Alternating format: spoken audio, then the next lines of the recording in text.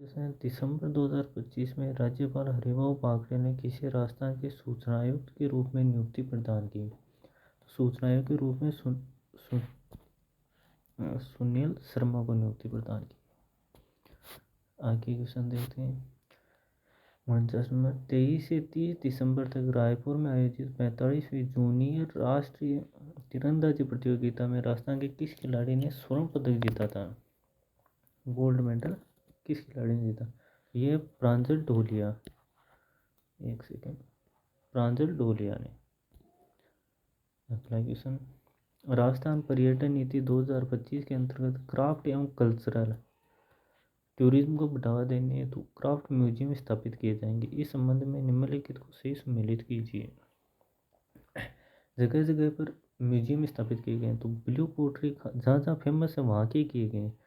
Blue pottery है जयपुर की, wooden furniture Barmer का है, मिनिएचर आर्ट कोटा की है, पिछवाई पेंटिंग्स नाथद्वारा की है। तो जहाँ के फेमस है वहीं पर म्यूजियम स्थापित किए गए। तो ये 1 2 3 4 ये 2 नंबर ऑप्शन सही है। अब आते हैं सहायकों के क्वेश्चन। सहायकों के क्वेश्चन बढ़िया है इस पेपर में। निम्नलिखित में से सत्य कथन कौन सा है? अभिवर्ती शब्द का प्रयोग बालक के मानसिक व सामाजिक विकास के लिए किया जाता है? नहीं। अभिवर्ती प्रयोग को सिर्फ और सिर्फ शारीरिक जो वृद्धि होती है उसी के लिए किया जाता है। अभिवर्ती का प्रयोग बालक की शारीरिक वृद्धि एवं विकास वंशानुक्रम एवं वातावरण से प्रभावित होते हैं। ये ऑप्शन सही है, इसका आंसर ये हो जाएगा। बालक की शारीरिक वृद्धि एवं विकास एक दूसरे के विरोधी होते हैं? विरोधी नहीं होते हैं, पूरक होते हैं। दोनों साथ साथ चलते हैं, मतलब चलते हैं कुछ कंडीशन में, मतलब अलग अलग सिद्धांत के अनुसार, लेकिन पूरक होते हैं। अगला क्वेश्चन है, विकास प्रकट करता है। विकास क्या प्रकट करता है? कार्य क्षमता, कार्य कुशलता और व्यवहार में आने वाले गुणात्मक परिवर्तनों को। सही है, गुणात्मक परिवर्तन होते हैं। व्यक्ति में आने वाले संपूर्ण परिवर्तनों को एकीकृत रूप में, ये बात भी सही है कि जो भी परिवर्तन आते हैं उनको एकीकृत रूप में विकास प्रौढ़ अवस्था के लक्ष्य की ओर परिवर्तित के प्रगतिशील क्रम को। ये सही है। तो कौन सा ऑप्शन? 4 नंबर, तीनों सही है, हो जाएगा। फिर है, किशोर अवस्था अपराध प्रवृत्ति के विकास का नाजुक समय है। पक्के अपराधियों की एक विशाल संख्या किशोर अवस्था में ही व्यवहारिक जीवन को गंभीरतापूर्वक आरंभ करती है। ये किस मनोवैज्ञानिक का कथन है? तो ये कथन है वेलेंटाइन का। निम्नलिखित में कौन सा विकास का सिद्धांत नहीं है? विकास निरंतरता का अनुसरण करता है? सही है, सिद्धांत है। विकास की कोई दिशा नहीं होती? ये गलत है। विकास की दर भिन्न भिन्न व्यक्तियों के लिए भिन्न भिन्न होती है? सही है, अलग अलग व्यक्तियों में विकास अलग अलग होता है। विकास निश्चित क्रम या स्वरूप का अनुसरण करता है? सही है, क्रम के अनुसार कार्मिक विकास होता है। विकास का सिर से पांव की ओर अग्रसर होना क्या कहलाता है? तो वो होता है शिरोपाधीय या सेफ्लोकोडल। क्यों कई बार इंग्लिश में देखे आते हैं सेफ्लोकोडल। विकास हमेशा सिर से पांव की ओर होता है और अंदर से बाहर की ओर। अगला क्वेश्चन है, निम्न में से वृद्धि और विकास के कौन से आयाम एक दूसरे से जुड़े हैं? शारीरिक है, बौद्धिक है, सामाजिक, संवेगात्मक, नैतिक। तो उपयुक्त सभी आयाम एक दूसरे से जुड़े हुए हैं। अगला क्वेश्चन है, शारीरिक, मानसिक एवं व्यक्तिक विकासों की मूल आधारशिला किस अवस्था में रखी जाती है? तो मूल आधारशिला रखी जाती है किशोर अवस्था में, 10 से 21 वर्ष की आयु। 10 से 21 वर्ष की आयु में। शारीरिक विकास में वजन और आवाज़, शारीरिक विकास में वजन, आवाज़ बढ़ना। मानसिक विकास में तार्किक, आत्म चेतना करना, भावात्मक अस्थिरता रहती है, और आत्म चेतना करता है। व्यक्तिगत विकास में व्यक्ति के मतलब मूल्यों का विकास, ये सब किशोर अवस्था में होते हैं। अगला क्वेश्चन है, किशोरावस्था में संज्ञानात्मक विकास की विशेषता है। संज्ञानात्मक विकास की क्या विशेषता है? तर्क के साथ समस्या समाधान की योग्यता में बढ़ती। उपयुक्त बेस्ट ये है। फिर अगला क्वेश्चन है, पियाजे के संदर्भ में पूर्व संक्रियात्मक चरण क्या है? पूर्व संक्रियात्मक चरण संज्ञानात्मक विकास का दूसरा चरण है। सही है। उम्र 2 से 7 वर्ष, 2 से 7 वर्ष में होता है, 2 से 7 वर्ष में होता है। दो, ये सही है। दूसरा, इस अवस्था में बच्चे प्रतीकात्मक विचारों के उपयोग में अधिक परिष्कृत हो जाते हैं, लेकिन तर्क का उपयोग करने में सक्षम नहीं होते। ये भी सही है। यह इस पूर्व तार्किक अवस्था कहते हैं, पूर्व तार्किक अवस्था, पूर्व तार्किक अवस्था कहते हैं। से दोनों सही है, ए और बी। ये 2 से 7 वर्ष। फिर प्याजे के अनुसार निम्नलिखित में कौन से काल में बालक में लंबाई, क्षेत्रफल और आयतन अवधारणाओं की समझ विकसित हो जाती है? तो ये होती है औपचारिक संक्रियात्मक काल में। औपचारिक संक्रियात्मक काल में 12 वर्ष से व्यस्तता तक, मतलब जब तक 12 वर्ष के बाद में, जब तक वो बूढ़ा से बैठा तक साथ ये चलेगी। इसमें अमूर्त सोच, वैज्ञानिक तर्क का उपयोग करने में सक्षम हो जाता है। इसमें अमूर्त सोचता है, अमूर्त सोच और वैज्ञानिक तर्क करने लगता है बालक। फिर वाइगोत्स्की के अनुसार निम्नलिखित में से कौन से उपकरण एक व्यक्ति के संज्ञानात्मक विकास में सहायता प्रदान करते हैं? तो ये सामाजिक और सांस्कृतिक उपकरण। अच्छा क्वेश्चन है। अगला, बालकों में बुद्धि का क्रमिक विकास प्याजे के अनुसार निम्न अवस्थाओं के संबंध असंगत विकल्प का चयन कीजिए। कौन सा असंगत है? तो इंद्रिय जनित काम, पहला ऑप्शन है इंद्रिय जनित कामक अवस्था सर्वाधिक उच्चेतना और सर्वाधिक कामुकता। ये ऑप्शन गलत है, पहला ऑप्शन गलत है। क्यों? क्योंकि ये है फ्राइड का सिद्धांत, ये है फ्राइड का सिद्धांत, सॉरी, ये फ्राइड का सिद्धांत है, सॉरी,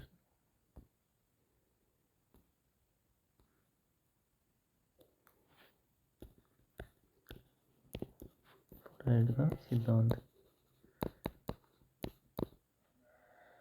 पूर्व संक्रियात्मक अवस्था खिलौनों को चिड़िया ले गई बात को मानने और संप्रति करने की अवस्था, ये सही है। क्योंकि बालक प्रतीकात्मक सोचते हैं, प्रतीकात्मक सोचते हैं, तार्किकता की कमी होती है। ठीक है। तीसरे, मूर्त क्रियात्मक अवस्था विभेदीकरण व वर्गीकरण की क्षमता, ये भी सही है। क्योंकि तार्किक मानसिक क्रियाओं, इस अवस्था में तार्किक और मानसिक क्रियाओं में सक्षम हो जाता है, तार्किक क्रियाओं में सक्षम, बालक तार्किक क्रियाओं में सक्षम हो जाता है। तीसरा, अमूर्त होता है, अमूर्त संक्रियात्मक अवस्था कल्पना, अवलोकन, निष्कर्ष तथा सीखने की आदत विकसित हो जाती है। ये भी सही है। तो केवल 1 असत्य है। अगला क्वेश्चन सुनते हैं, बढ़िया क्वेश्चन है। ब्रूनर के संज्ञानात्मक विकास के 3 चरणों को पहचान की निम्नलिखित अवस्था इन चरणों के सही क्रम का वो कीजिए। तो सही क्रम है इसमें तीसरा, इनएक्टिव, अनुप्रतीकात्मक और प्रतीकात्मक।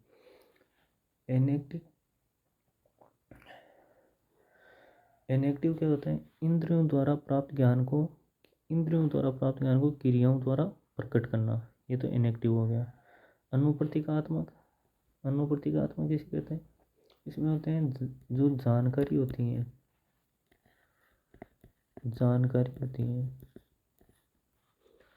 उसको दृश्य या छवियों से याद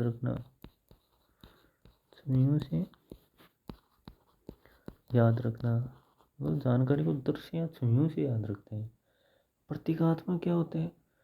जानकारी को भाषा और प्रतीक से। प्रतीकात्मक क्या होते हैं? जो जानकारी है उसको भाषा और प्रतीकों से याद रखते हैं। वो भाषा और प्रतीकों की सहायता से याद रखते हैं। कोलबर्ग के अनुसार नैतिक विकास के सिद्धांतानुसार कौन सी उन्मुखता किशोरावस्था से संबंधित है? तो इनमें सामाजिक अनुबंध ये ऊपर की तीनों है। यह बाल्यावस्था, ये तीनों है बाल्यावस्था। कोलबर्ग के अनुसार व्यक्ति का वह स्तर जिसमें उसके दूसरों के प्रति मूल्य, विश्वास, देखभाल और वफादार होना उसके नैतिक निर्णयों पर आधारित होते वह है। तो वह कौन सी है? परंपरागत अवस्था। ठीक है। चौथा क्वेश्चन है अगला क्वेश्चन, कोलबर्ग के नैतिक विकास सिद्धांत के अनुसार उत्तर रूढ़िगत नैतिकता के अंतर्गत आने वाली नैतिक अवस्थाओं का सही कूट चुने। तो इसमें पहला सही है सामाजिक अनुबंध उन्मुखता, दंड और आज्ञाकारिता ये नहीं है, साधना सापेक्षवादी उन्मुखता ये भी नहीं है, सार्वत्रिक नीतिपरक सिद्धांत ये है। तो पहला और चौथा तो ये ऑप्शन सही हो गया। अगला क्वेश्चन देखते हैं। अगला क्वेश्चन है, निम्नलिखित में से कौन सा तत्व नैतिक परिपक्वता से संबंधित नहीं है? नैतिक परिपक्वता से संबंधित नहीं है तो ये है जड़ता और दृढ़ता। अगला क्वेश्चन देखते हैं। निम्नलिखित में से कौन सा पियाजे के नैतिक विकास का सिद्धांत का स्तर नहीं है? इसमें नैतिक यथार्थता है, नैतिक समानता है, नैतिक सापेक्षता भी है और नैतिक आदर्शवाद ये नहीं है। और सापेक्षता और समानता एक ही है वैसे।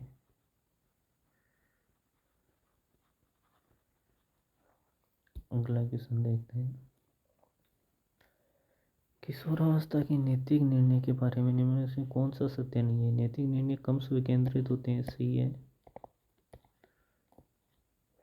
नैतिक निर्णय कम मनोवैज्ञानिक तनाव दबाव पैदा करते हैं, ये गलत है। नैतिक निर्णय अधिक संज्ञानात्मक होते हैं, सही है। नैतिक निर्णय ज़्यादा अमूर्त होते हैं, ये भी सही है। तो इसमें ऑप्शन नंबर 2 गलत हो गया। अगला क्वेश्चन है,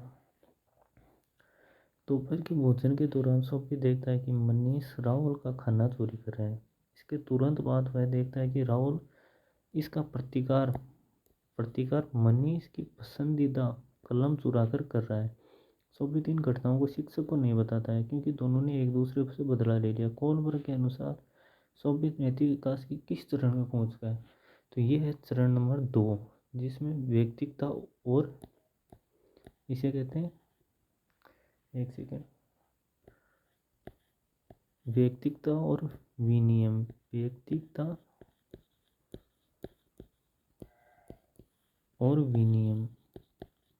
का सिद्धांत, व्यक्तिगता और विनियम।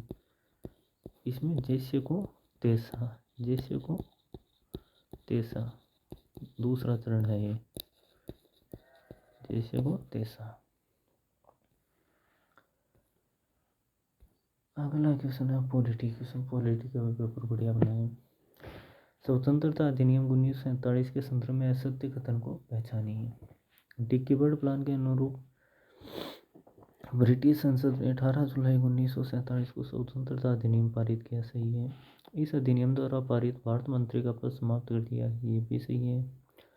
अधिनियम द्वारा रियासतों को अधिकार दिया गया कि वे भारत या पाकिस्तान में शामिल हो सकते हैं परंतु स्वतंत्र नहीं रह सकते, ये गलत है क्योंकि रियासतों के पास तीनों अधिकार थे, या तो पाकिस्तान में मिल सकती हैं, भारत में मिल सकती हैं या स्वतंत्र रह सकती हैं।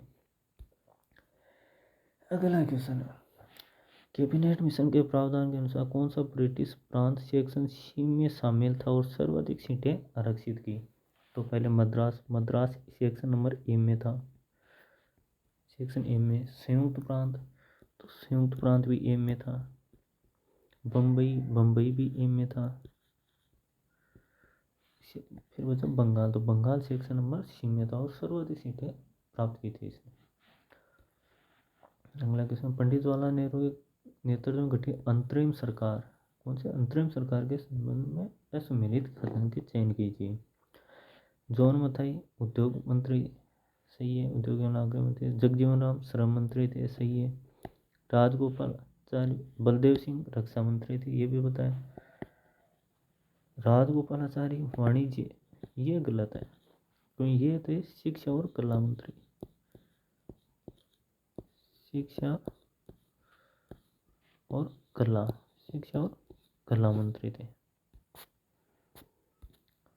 संविधान सभा का अंतिम सत्र 12वां 24 जनवरी 1950 को आयोजित हुआ। निम्नलिखित में से किन सदस्यों ने इस सत्र में संविधान सभा की सदस्यता ग्रहण की? इसमें रतनप्पा, थ्रम्पा कुंपार, गोकुलाल असावा, ए और बी दोनों। अगला क्वेश्चन है, संविधान सभा के संदर्भ में निम्नलिखित कथनों पर विचार कीजिए। संविधान के प्रथम वक्ता ये भी कृपलानी थे। ठीक है। संविधान सभा में प्रथम महिला वक्ता सरोजनी नायडू थी। संविधान राजेंद्र प्रसाद को संविधान सभा की दूसरी बैठक में इसका अध्यक्ष बनाया गया। तीनों सही है, तीनों। और की बैठक हुई थी 11 दिसंबर 1946। 11 दिसंबर 1946 को, 11 दिसंबर 1946 को।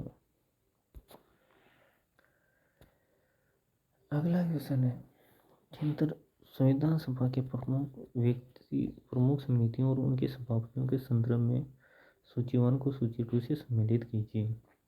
प्रांतीय संविधान समिति, इसका था सरदार वल्लभ भाई पटेल।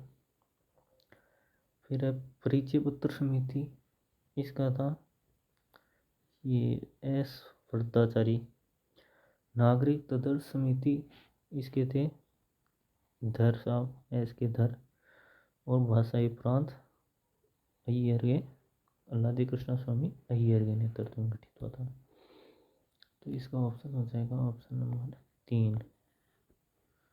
ऑप्शन नंबर 3 सही आंसर हो जाएगा। अगला क्वेश्चन, उद्देश्य प्रस्ताव के संदर्भ में असत्य कथन का चयन कीजिए। संविधान सभा में उद्देश्य प्रस्ताव पंडित जवाहरलाल नेहरू द्वारा चौथी बैठक में लाया गया। ये कथन गलत है, क्योंकि ये लाया गया था थर्ड बैठक में। थर्ड बैठक में लाया गया था, जो हुई थी 13 दिसंबर 1946 को। 13 दिसंबर 1946 को। तो इसमें पहला ऑप्शन ही गलत हो गया। अगला क्वेश्चन है, भारत शासन अधिनियम 1919 के अंतर्गत निम्नलिखित में से कौन से विषय प्रांतीय आरक्षित विषयों की सूची में उल्लेखित है? तो धार्मिक एवं धर्मांध बंदोबस्ती, यह प्रांतीय आरक्षित विषय में था। स्थानीय कोष का लेखा, ये भी था। पक्षी और वन्यजीव, ये नहीं था, क्योंकि ये था स्थानांतरणीय विषय। स्थानांतरणीय विषय, ये था स्थानांतरणीय विषय। तो ए और बी ऑप्शन सही हो जाएंगे। अगला क्वेश्चन है, भारत सरकार अधिनियम 1935 के अंतर्गत निम्न में से कथनों पर विचार कीजिए। 1935 के अधिनियम में अखिल भारतीय संघ की परिकल्पना की गई, जिसमें ब्रिटिश प्रांत और भारतीय राज्य शामिल थे। सही है। अधिनियम द्वारा परिकल्पित प्रांतीय स्वायत्तता की योजना में प्रत्येक प्रांत में एक कार्यकारी और विधायिका का प्रावधान लागू किया गया। यह गलत है। तो प्रांतों में जो द्वैत शासन है, वो 1935 के अधिनियम में प्रांतों में तो समाप्त कर दिया गया, प्रांतों में समाप्त कर दिया गया था और केंद्र में लागू किया गया था, इसलिए ये गलत हो गया। किसी प्रांत के गवर्नर की नियुक्ति गवर्नर जनरल द्वारा की जाती थी? नहीं, नियुक्ति करता था ब्रिटिश सम्राट। ब्रिटिश सम्राट नियुक्ति करता था। और किसकी सिफारिश पर सलाह कौन देता था? सलाह भारत का राज्य सचिव, भारत का राज्य सचिव सलाह देता था। उसके आधार पर ब्रिटिश सम्राट नियुक्ति करता है। इसमें केवल ऑप्शन ए सही है। अगला देखते हैं, भारत सरकार अधिनियम 1919 के संबंध में सही कथनों का कोड चयन करें। यह मॉन्टेग्यू चेम्सफोर्ड सुधारों का संहिताबद्ध संस्करण था जिसका नाम एडविन मॉन्टेग्यू और लॉर्ड चेम्सफोर्ड के नाम पर रखा गया, जिन्होंने क्रमशः ब्रिटिश भारत के राज्य सचिव और वायसराय के पद संभाले थे। सही है। भारत शासन अधिनियम के अंतर्गत सही कोड चुनना है। ओके। भारत शासन अधिनियम 1919 के अंतर्गत प्रांतों को विधायी शक्तियां और केंद्र से प्रायोजित प्राप्त हुई थी। ये सही है। 1919 में प्रांतों में भी द्वैध शासन था। द्वैध शासन प्रांतों में था 1919 में। 1935 में प्रांतों में समाप्त कर दिया था इसे। तीसरा, भारत शासन अधिनियम 1919 ने प्रांतीय तथा केंद्रीय विधानमंडलों के मध्य विधायी शक्तियों का विभाजन 3 सूचियों के आधार पर किया, संघ सूची, राज्य सूची और समवर्ती सूची। यह गलत है। 1919 में नहीं, ये हुआ था 1935 में। तीसरा, दस्तावेज की उल्लेखनीय विशेषता यह खंड था कि इसमें 10 वर्ष की अवधि के बाद अधिनियम के कामकाज की समीक्षा करने का आह्वान किया गया। सही है। तो कौन सा? ए बी डी सही है। ऑप्शन ए बी डी सही है। अगला क्वेश्चन, भारत के संविधान निर्माण के संबंध में निम्नलिखित कथनों पर विचार कीजिए। 30 अगस्त 1947 को प्रारूप समिति की पहली बैठक में समिति के सदस्यों द्वारा निर्विरोध रूप से डॉक्टर अम्बेडकर को प्रारूप समिति का सभापति चुना गया। ये गलत है। 30 अगस्त नहीं, 29 अगस्त थी। प्रारूप समिति ने संवैधानिक सलाहकार BN राव द्वारा तैयार संविधान के प्रारूप का अपना संस्करण तैयार किया, जिसके अध्यक्ष डॉक्टर अम्बेडकर ने 21 फरवरी 1948 को संविधान सभा के अध्यक्ष को सौंपा। ये सही। संविधान सभा का 11वां सत्र 14 नवंबर 1949 को शुरू हुआ, 26 नवंबर 1949 को समाप्त हुआ, जब संविधान का द्वारा निर्धारित संविधान अंततः पारित हुआ। सही है। तो कौन सा सही है? दूसरा और तीसरा ऑप्शन सही है। तो 4 नंबर ऑप्शन।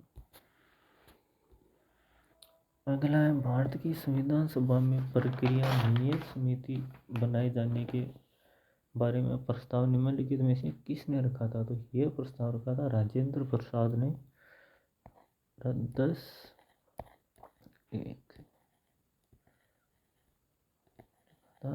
10 दिसंबर 1946 को रखा था। 10 दिसंबर 1946 को 10 दिसंबर 1946 को रखा था। 10 दिसंबर 1946 को। असत्य कथन का चयन कीजिए। संविधान सभा में देशी रियासतों का नेतृत्व करने वाली एकमात्र महिला एनी मस्केलिनी थी। सही है। संविधान सभा में दलित वर्ग से एकमात्र महिला सदस्य अंबु स्वामीनाथन थी। यह गलत है। यह थी दाक्षायणी वेलायुधन। दाक्षायणी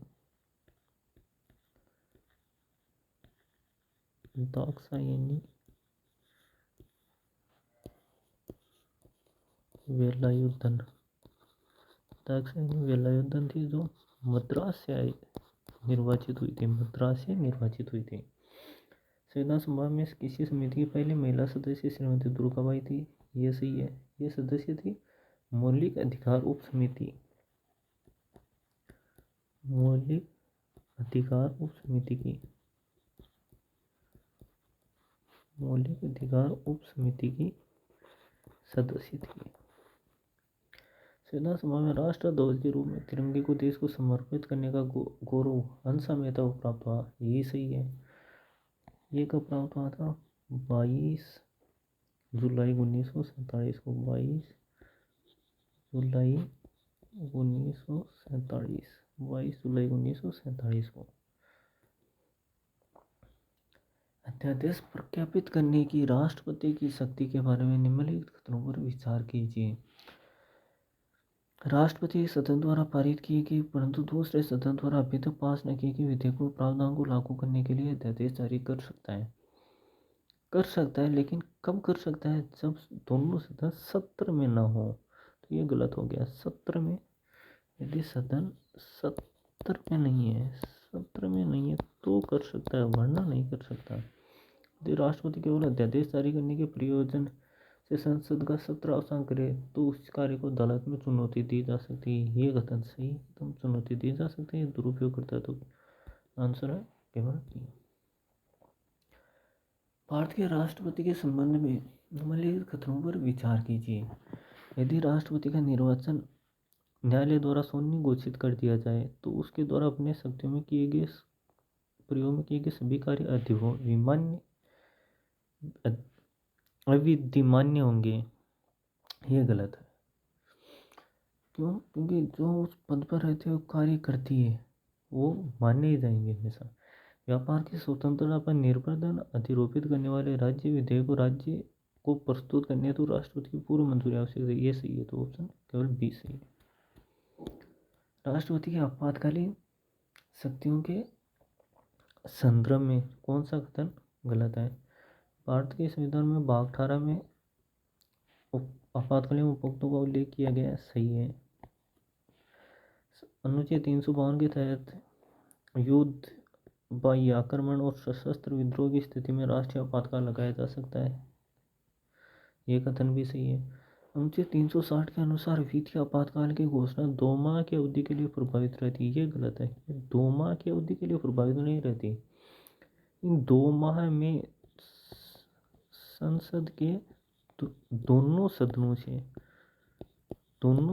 से पारित होना चाहिए, दोनों सदनों से पारित होना चाहिए या मंजूरी आवश्यक है। उसके बाद में इसे अनिश्चित काल के लिए बढ़ाया जा सकता है। अनिश्चित काल के लिए बढ़ाया जा सकता है, इसलिए 2 माह के लिए नहीं है। वित्तीय आपातकाल के दोनों राज्य विधायिका द्वारा पारित सभी विधेयकों को राष्ट्रपति के विचार हेतु आरक्षित किया जा सकता है, ये सही है। तो आंसर हो गया 3 नंबर ऑप्शन। अगला क्वेश्चन है सम्मिलित करने वाला। कुछ प्रावधान दिए हुए उनको अनुच्छेद से सम्मिलित करना चाहिए। आपातकाल के दौरान अनुच्छेद 19 के उपबंधों का निलंबन, तो ये होगा आर्टिकल 358 में 358। दूसरा, बाह्य आक्रमण की और आंतरिक अशांति से राज्य की सुरक्षा करने का कर्तव्य, तो यह होगा आर्टिकल 355। आपात की उद्घोषणा का प्रभाव, तो आपात की उद्घोषणा का प्रभाव आर्टिकल 353 में व्यक्त है। जब आपात की उद्घोषणा प्रवर्तन में है तब राजस्व के वितरण संबंधी उपबंधों का लागू होना चाहिए, आर्टिकल 354 में। देख लो ऑप्शन बैठ रहा है second number option, answer number 2। अगला क्वेश्चन, भारत के राष्ट्रपति के संदर्भ में असम्मिलित हुक्म की पहचान कीजिए। भारत के राष्ट्रपति द्वारा उपराष्ट्रपति को संबोधित त्याग पत्र की सूचना उपराष्ट्रपति के द्वारा लोकसभा के अध्यक्ष को तुरंत दी जाएगी, 56(2) सही है। संघ के रक्षा बलों का सर्व समादेश राष्ट्रपति में निहित होगा, 53(3) सही है। और क्या 59(4) में राष्ट्रपति की उपलब्धियां और भत्ते कम नहीं किए जा सकते। आर्टिकल 61(2) है इसके बाद महाभियोग। राष्ट्रपति महाभियोग का आरोप तब तक नहीं लगाया जाएगा जब तक कि वो सदन कुल संख्या के कम से कम 2/3 बहुमत द्वारा ऐसा संकल्प पारित नहीं किया गया हो। ये गलत है। क्यों गलत है? कि जिस सदन में लाया जाता है, जिस सदन में लाया गया वहाँ के एक चौथाई सदस्यों का हस्ताक्षरित होना चाहिए, हस्ताक्षर में पारित होना चाहिए, इस कारण ये गलत हो गया। भारतीय संविधान के अनुच्छेद 56(1) ख के अनुसार राष्ट्रपति पर महाभियोग लाने का उपयुक्त आधार क्या है? तो इसका है संविधान का अतिक्रमण, सही है। अक्षमता ये नहीं है, कदाचार नहीं है, पद का दुरुपयोग, इन तीनों का कहीं उल्लेख नहीं है, इनका उल्लेख नहीं है महाभियोग में, कहीं भी स्पष्ट उल्लेख नहीं है। बस इतना है कि अतिक्रमण हो, तो केवल ऑप्शन ए सही है। अब क्वेश्चन नंबर 90, राष्ट्रपति के निर्वाचन अनुच्छेद भारतीय संविधान के अनुच्छेद 54 और 55 में राज्य के अंतर्गत दिल्ली राष्ट्रीय राजधानी, राज्य क्षेत्र और पांडिचेरी संघ राज्य क्षेत्र हैं। यह स्पष्टीकरण भारतीय संविधान के अनुच्छेद 54 में निम्नलिखित में से किस संविधान संशोधन द्वारा जोड़ा गया? तो ये जोड़ा गया 17वां संविधान संशोधन 1992 कि इनमें है राष्ट्रपति का निर्वाचक क्षेत्र, निर्वाचक मंडल या जो भी क्षेत्र है वो जोड़ा गया था आर्टिकल 54, इसलिए 53 और 54 में इनका नाम है जो 17वें संविधान संशोधन 1992 द्वारा जोड़े गए। भारतीय संविधान के अनुच्छेद 72 के अनुसार राष्ट्रपति को किसी अपराध के लिए सिद्ध दोष ठहराए गए किसी व्यक्ति के दंडादेश के सकती है, क्षमा कर सकता है, निलंबन कर सकता है, परिहार कर सकता है, लघुकरण कर सकता है, प्रविलंबन कुछ समय के लिए टाल सकता है। चारों से ये। अगला 92 नंबर क्वेश्चन देखते हैं। राष्ट्रपति से संबंधित भारतीय संविधान के निम्नलिखित में से कौन से अनुच्छेद को संविधान के 44वें संविधान संशोधन 1978 द्वारा विलोपित कर दिया गया? तो ये क्वेश्चन थोड़ा सा इसमें प्रिंटिंग मिस्टेक है। विलोपित की जगह ये होता ना जोड़ा गया, इस क्वेश्चन को डाउटफुल रख सकते हैं। जोड़ा गया होता तो 74(3) है। इस 74(3) में क्या है, राष्ट्रपति मंत्रिपरिषद से जो सलाह मिलती है उसे पुनर्विचार के लिए कह सकता है, पुनर्विचार के लिए कह सकता है। कौन सी सलाह? जो परिषद की सलाह है उस सलाह को वापस पुनर्विचार के लिए भेज सकते हैं 74(3) में। ये सही ऑप्शन है यदि यहाँ जोड़ा विलोपित की जगह जोड़ा गया ऑप्शन है तो। अगला 1773 के रेगुलेटिंग एक्ट के संदर्भ में असत्य कथन का चयन कीजिए। इस अधिनियम के द्वारा बंगाल के गवर्नर को भारत का गवर्नर जनरल बनाया गया। ये गलत है। बंगाल के गवर्नर को गवर्नर जनरल बनाया गया था। बंगाल का ही गवर्नर जनरल बनाया गया। बंगाल का ही गवर्नर। भारत का गवर्नर जनरल कब बनाया गया? ये बनाया गया था 1833 में। 1833 में। ऑप्शन गलत हो गए, ये और ऑप्शन सही है। अगला क्वेश्चन है 1853 के चार्टर अधिनियम के अनुसार गवर्नर जनरल की 12 सदस्यीय परिषद में 6 विधायी सदस्य थे, जिनमें से 4 का चुनाव विभिन्न स्थानीय प्रांतीय सरकारों द्वारा किया जाना था। निम्नलिखित में से किस स्थानीय सरकार को इनमें सम्मिलित नहीं किया गया? तो इनमें संयुक्त प्रांत को सम्मिलित नहीं किया। बंगाल, मद्रास और आगरा तो शामिल थे। अगला क्वेश्चन देखते हैं, क्वेश्चन नंबर 95। निम्नलिखित में किस अधिनियम द्वारा भारत के राज्य सचिव का पद सृजित किया गया?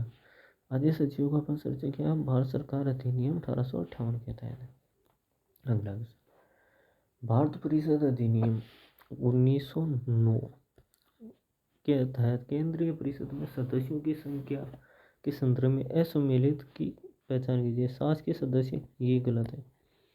7 के सदस्य 37 नहीं 60 थे, 60 सदस्य थे, वो तो सही है। अगला क्वेश्चन, प्रांतों के सही समूह को पहचानिए जिसमें भारत शासन अधिनियम 1935 के अंतर्गत द्विसदनीय प्रांतीय विधानमंडल का प्रावधान किया।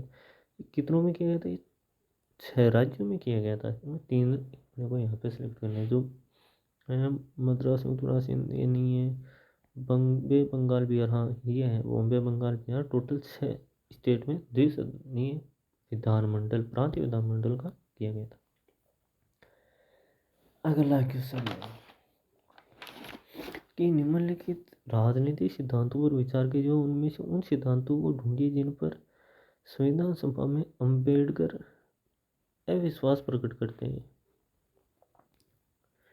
ठीक है, तो इनमें पहला ग्राम स्तरीय पद सोपान, ये सही है। अम्बेडकर इस पे अविश्वास मतलब प्रकट करते हैं। प्रत्येक निर्वाचन क्षेत्र पहले करते थे लेकिन बाद में नहीं प्रत्येक निर्वाचन क्षेत्र नहीं करते हैं। फिर नेतृत्व पूजा, हाँ इस पे भी करते हैं। और फिर सामाजिक न्याय की आरंभिक स्थिति के रूप में लोकतंत्र इसको मानते हैं। तो पहला और थर्ड, एक और 3, ये ऑप्शन है।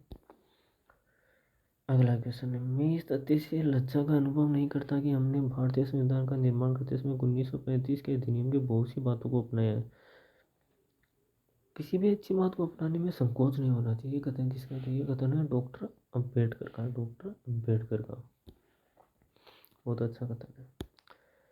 डॉक्टर अम्बेडकर के संदर्भ में निम्नलिखित कथनों पर विचार कीजिए। भीमराव अम्बेडकर बंगाल से निर्वाचित होकर संविधान में शामिल हुए। वे अखिल भारतीय कांग्रेस से निर्वाचित हुए थे। ये गलत है। क्यों?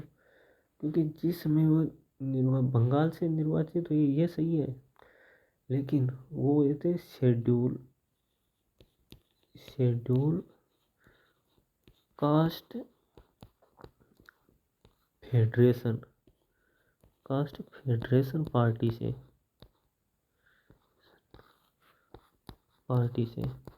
जिनमें सहयोग किया था मुस्लिम लीग ने। बाद में ये चला गया पाकिस्तान में, जो बंगाल से जहाँ से निर्वाचित हो गए ये चला गया पाकिस्तान में। तब कांग्रेस ने समर्थन किया और ये निर्वाचन बॉम्बे सीट से कांग्रेस के समर्थन से संविधान सभा में वापस आए थे। ठीक है, तो इनिशियली ये जो बंगाल से जोड़ रखा है उसमें कांग्रेस से निर्वाचित गलत है। संविधान सभा के सदस्य महावीर त्यागी ने डॉक्टर अम्बेडकर को मुख्य कलाकार के रूप में वर्णित किया। ये सही है, तो इसका आंसर होगा ऑप्शन बी। तो है केवल बी सत्य। ये आज का पेपर था, बहुत अच्छा पेपर था, बहुत अच्छे से बना रखा है। और जय हिंद।